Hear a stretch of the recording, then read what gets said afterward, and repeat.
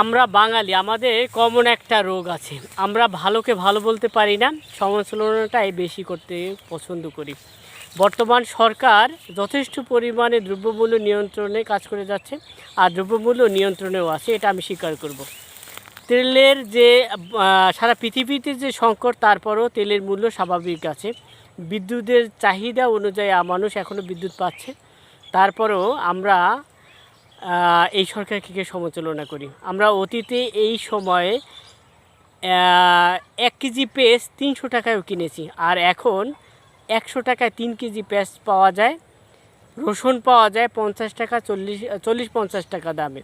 তারপরও আমরা সরকারকে নিয়ে বিভিন্ন আবোলতাবোল কথা বলি। যারা আবোলতাবোল কথা বলবে, সমালোচনা করবে, এটা হচ্ছে তাদের গণতান্ত্রিক অধিকার, কিন্তু সেটা যেন সহনীয় মাত্রায় হয়।